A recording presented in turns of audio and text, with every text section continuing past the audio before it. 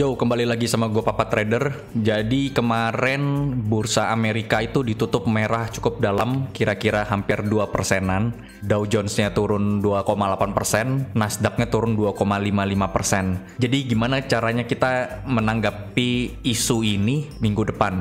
Kalau dilihat kan kemarin indeks kita juga emang udah geraknya koreksi ya, hampir semua sektor. Jadi kalau dilihat untuk minggu depan, kayaknya sih awal-awal mungkin kita akan mengikuti bursa luar ya, yang Jumat kemarin turun cukup dalam. Karena kita menghadapi libur lebaran, minggu depan indeks kita bahkan bergerak volatil ya. Mungkin indeks kita akan mencoba supportnya di gap 7145, baru nanti mantul lagi ke atas, atau dia akan tembus support gapnya dan menguji support 7000. Kalau dia bisa mantul di support gapnya dan melanjutkan ke atas, dia bisa aja tes ke 7355, mengetes all time high-nya lagi. Kenapa gue bisa bilang kalau dia bisa tes all time high-nya lagi padahal marketnya pada lagi jelek banget? Karena inflow asing ini masih masuk ya. Walaupun indeks kita terkoreksi, tapi asing ini masih masuk. Kita bisa lihat juga kan kayak transaksi Jumat lalu itu 38 triliun itu banyak banget, walaupun itu semuanya kebanyakan di pasar nego ya. Dan inflow asing ini kebanyakan ke big banks. Jadi sektor apa aja yang menarik menurut gua di minggu depan? Jadi ada 3 sektor yang menurut gue menarik. Yang pertama itu ADX Finance, yang finance yaitu big banks ya. Kita lihat dulu chartnya. Nah, chartnya seperti ini. Dia masih di uptrend channelnya dia ya. Jadi finance ini menarik. Nanti hari ini gue bakal bahas finance lebih banyak dan lebih fokus ke finance dulu ya. Terus kedua yang gue lihat menarik itu ada IDX infrastruktur. Nah, ini yang termasuk Excel dan ISAT termasuk di dalam infrastruktur. ISAT, Excel, Friend, Tebik, Power, Sen, yang kayak begitu. Lalu berikutnya ada IDX transportasi. Nah, transportasi juga masih uptrend banget ini, kemarin kuat dan dia didorong sama ASA ya, dan beberapa perkapalan kayak Temas sama SMDR. Lalu minggu lalu gue sempat prediksiin kalau IDX healthcare itu sektor healthcare bagus, tapi ternyata dia breakdown ke bawah. Mungkin dia bakal konsolidasi dulu. Jadi kemarin yang sempat gue bahas BMHS itu gue juga udah cut loss. Coba nunggu di bawah lagi atau kita lupakan aja dulu ini healthcare. Kita fokus aja dulu ke finance yang bakal gue bahas. Jadi saham yang pertama gue bakal bahas itu BBNI yang kemarin sempat epic banget naiknya sampai ke 9.400. Jadi kalau dilihat ini BBNI naiknya udah cukup jauh ya. Kalau dilihat ini kenaikannya mungkin sudah terbatas sampai di 9.600 atau 10.000 gitu. Untuk masuk di BBNI sih gue belum ya. Kalau dia belum koreksi, dia harus koreksi dulu biar lebih menarik. Secara garis besar kan dia kayak membreak di bagian sebelah sininya ya. Ya ini kayak ascending triangle. Jadi kalau dilihat dari sini ke sini ya, ascending triangle. Kalau kita ukur itu berapa panjangnya, targetnya apakah sudah hampir tercapai sampai di neckline-nya. Oke, kita lihat di neckline-nya, kita angkat. Iya, targetnya emang di 10.000, di sekitar 10.000-an. Masih ada upside kira-kira 10%, tapi karena supportnya juga jauh di bawah, juga 10% juga, jadi BBN ini kurang menarik. Tapi kalau masih punya barangnya gimana ya, hold aja. Karena volumenya masih bagus. Kalau ada kesempatan untuk jual, mungkin bisa jual di minggu depan. Lalu berikutnya yang bakal gue bahas BBRI. Nah, BBRI ini menurut gue menarik. Dia punya upside yang masih lebih banyak daripada BBNI menurut gue. Karena dia udah di posisi all time high-nya dia kena hit. Kemarin sempat gue bahas juga. Lalu minggu lalu itu dia sempat hit di 4870 lalu koreksi. Nah, lalu kalau di sini kita bisa lihat dia sebenarnya ada pattern kayak ascending triangle juga di sini atau double bottom gitu ya, cup and handle. Dengan target kenaikan sampai di 5070. Ini target cup and handle-nya dia.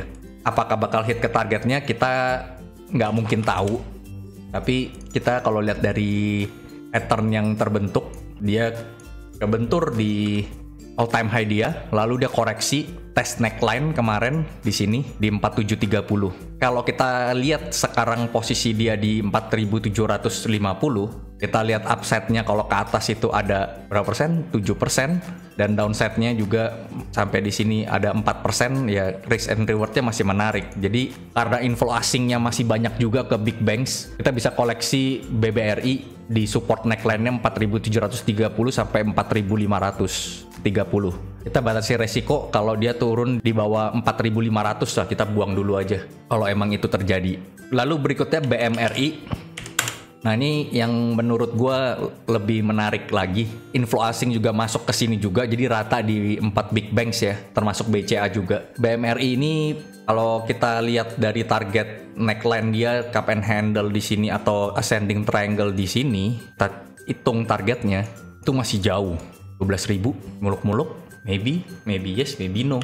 Jadi BMRI Mandiri ini punya resisten di 8450, 8500. Dia breakout tapi meninggalkan gap di bawah di 7900. Ada support gap di 7900 tapi ada support neckline juga di 8000 gitu. Jadi kita jadikan support itu di 8000 sampai 7900.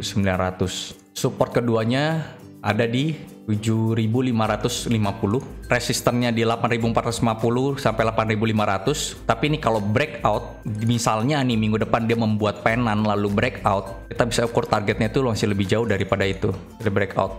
Oke, dia target gua di 9000. Ya di saat semua commodities lagi koreksi, bisa aja indeks kita ditahan sama big banks. Lalu BBCA. Nah BBCA ini sebenarnya gue kurang suka, tapi dia sebenarnya masih bagus. Bingung beli apa? Beli BCA aja.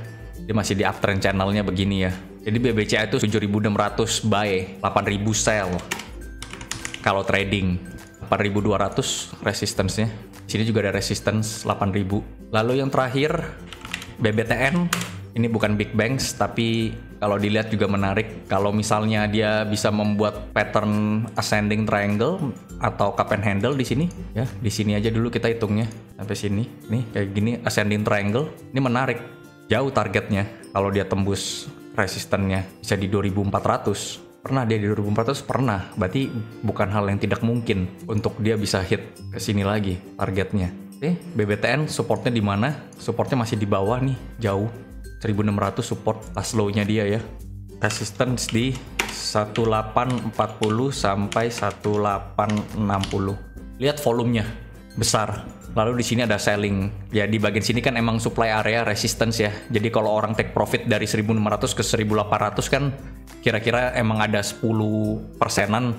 Mereka take profit itu wajar gitu. Tapi ini masih menarik, bisa diperhatiin untuk minggu depan para big banks ya.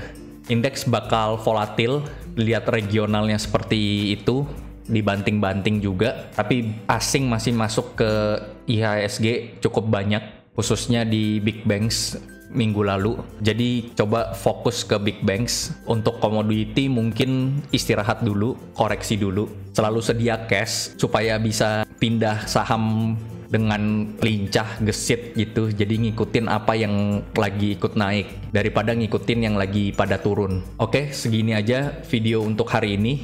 Mungkin besok gue bahas sektor infrastrukturnya ya. Hari ini bahas yang di sektor finance-nya dulu. Oke, thank you. Like kalau suka, dislike kalau nggak suka. Jangan lupa subscribe. See you. Bye.